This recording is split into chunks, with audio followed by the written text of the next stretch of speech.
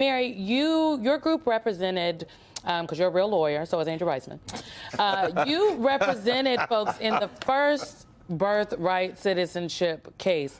And what is the difference between that other case that you worked on and this case that we are waiting on right now?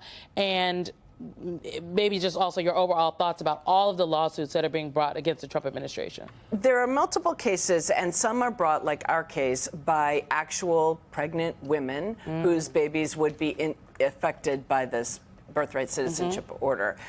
Others are brought by the states, right? Two different groups of states who would be affected because if a number of their residents are no longer considered citizens and the federal government doesn't provide certain benefits, that means those states are going to have to take over providing those benefits. Now, obviously, the legal issues are the same in all. There's just different plaintiffs.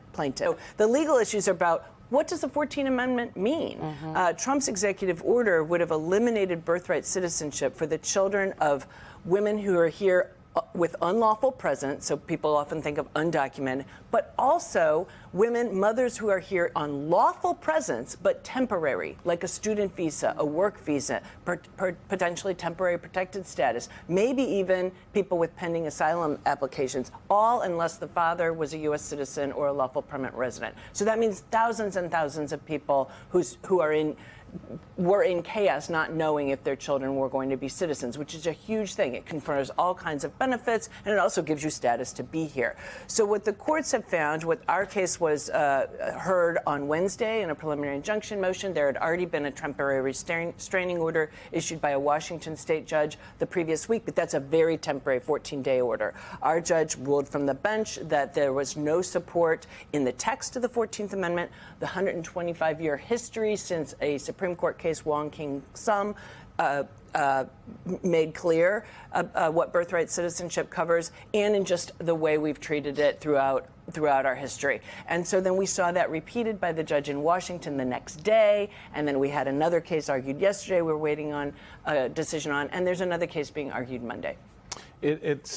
On that, just one other point, Simone and I were noting the fact during the break that the argument that the administration is making in this space on birthright citizenship is that the 13th, 14th, and 15th Amendment only applies to slavery.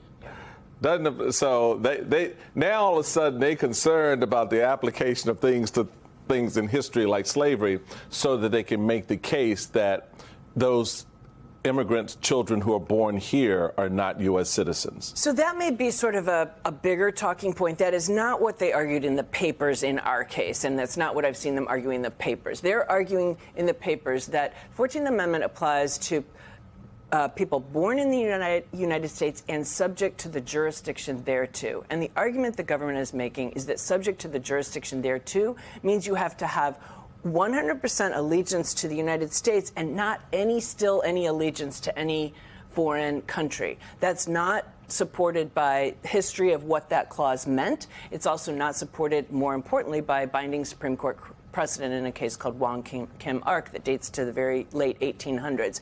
And so, but if you took into it, what their theory then is, if you are lawfully present here, but temporarily, say on a student visa, you still have some allegiance to your country of origin, right? Because you're here on a temporary student visa. Problem is that's just made up. That's not in the 14th Amendment. But what does that have to do with a baby that's born here? Their allegiance is to the hospital they're in. But anyway. And that's what our judge said. Babies born here, what Wong Kim Ark says and what the Constitution is their allegiance is to the United States of America. Yeah. So I want to make good on our promise to get to the breaking news we have on DOJ. This is from New York Judge Paul Engelmeyer in a statement.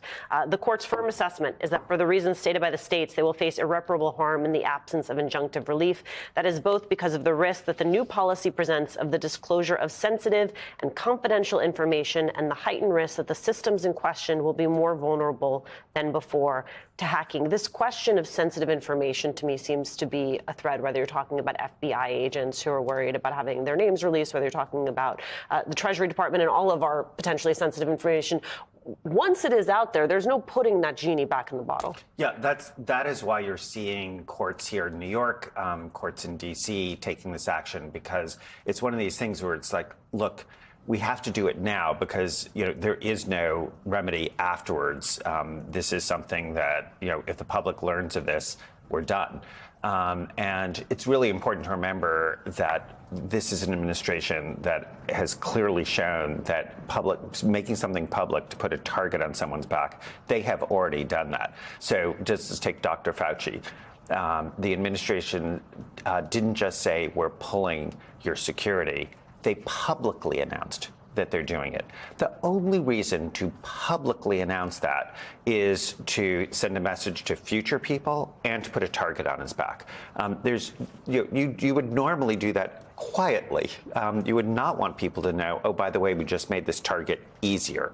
And so here, if you're at the FBI, if you are anyone with information that the Treasury Department has, which, by the way, is everyone who is listening to this program, everybody has that information. This is, by the way, such a repeat of Trump 1.0. Everyone thought, oh, you know what, they're going to have their act together.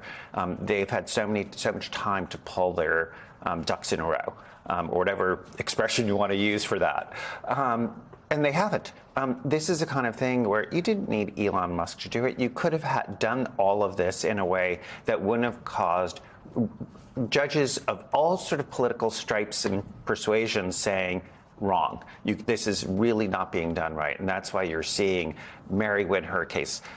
All sorts of judges all over entering these TROs, these temporary restraining orders.